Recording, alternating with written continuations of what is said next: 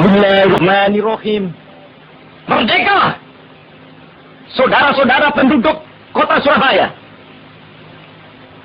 Kita semuanya telah mengetahui bahwa hari ini tentara Inggris telah menyebarkan pamflet-pamflet yang memberikan suatu ancaman kepada kita semua. Kita diwajibkan untuk dalam waktu yang mereka tentukan menyerahkan senjata-senjata yang telah kita rebut dari tangannya tentara Jepang.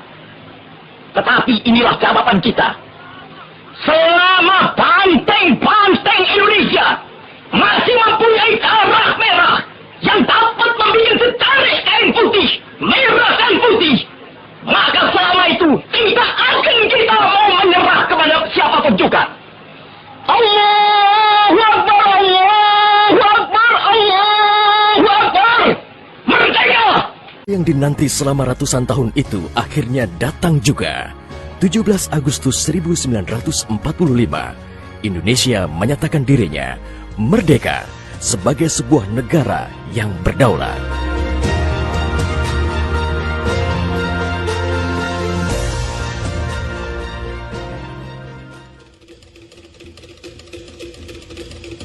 Namun, belum genap 1 bulan usia kemerdekaan, Indonesia langsung mendapat cobaan yang berat.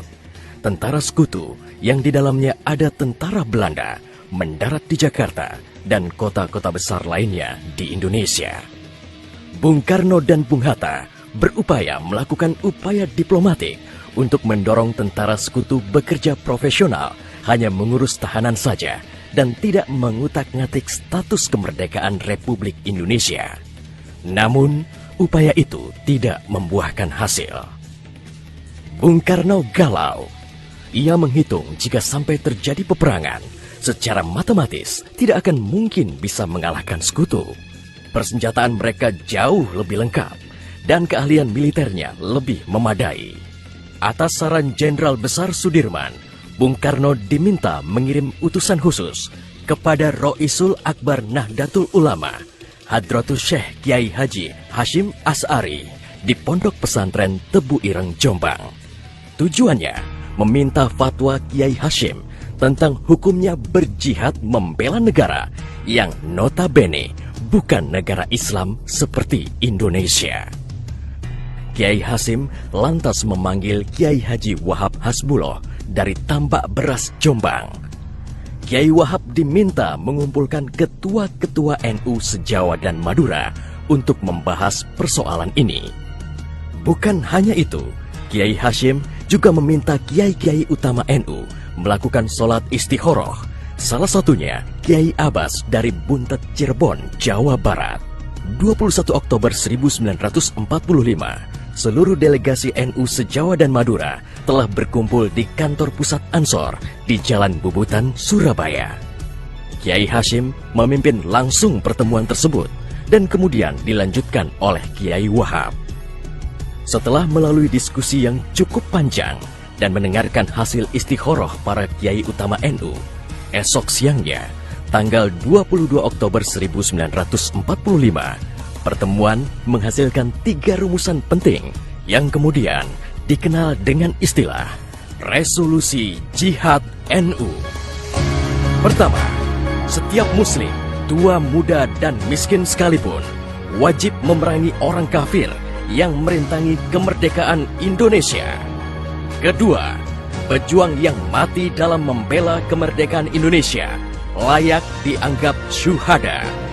Ketiga, warga yang memihak kepada Belanda dianggap memecah belah persatuan dan oleh karena itu harus dihukum mati.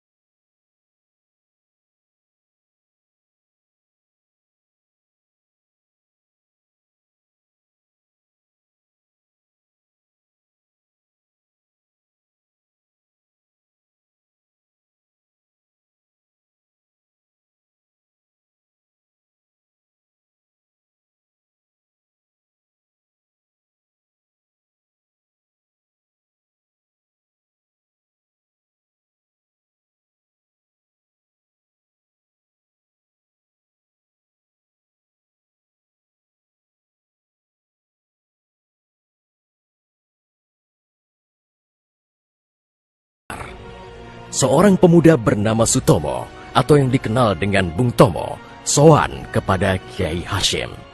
Ia meminta izin kepada Kiai Hashim untuk menyiarkan dan menyebarluaskan resolusi jihad melalui radio. Bismillahirrahmanirrahim. Merdeka! Saudara-saudara penduduk kota Surabaya, kita semuanya telah mengetahui bahwa hari ini tentara Inggris telah menyebarkan pamflet-pamflet yang memberikan suatu ancaman kepada kita semua.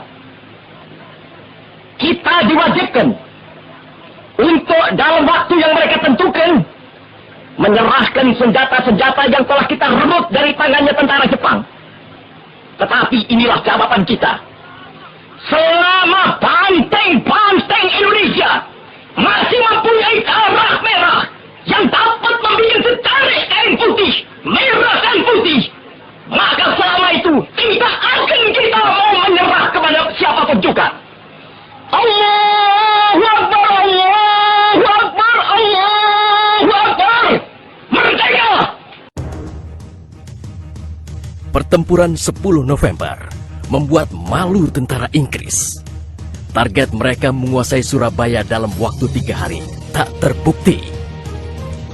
Bahkan di hari yang kedua, Inggris kehilangan Jenderal Robert Munser. Artinya, dalam 1 bulan menghadapi arek-arek Surabaya, mereka sudah kehilangan 2 jenderal terbaiknya. Perang Surabaya berlangsung selama 3 minggu. Takbir dan pekik merdeka menggema selama pertempuran berlangsung. Meski pada akhirnya Surabaya jatuh ke tentara Inggris, namun Inggris mengalami kerugian yang cukup besar. Ribuan serdadu terlatihnya tewas, termasuk 300 serdadu Gurkha Inggris dari India dan Pakistan yang membelot ke Indonesia setelah tahu lawan mereka adalah para ulama Islam dan santri yang sedang berjihad membela negaranya. Korban di pihak Indonesia sendiri, 60.000 tentara, laskar, para santri, sukarelawan, dan rakyat Surabaya gugur sebagai syuhada. Tanpa resolusi jihad NU, tidak akan ada peristiwa heroik 10 November 1945.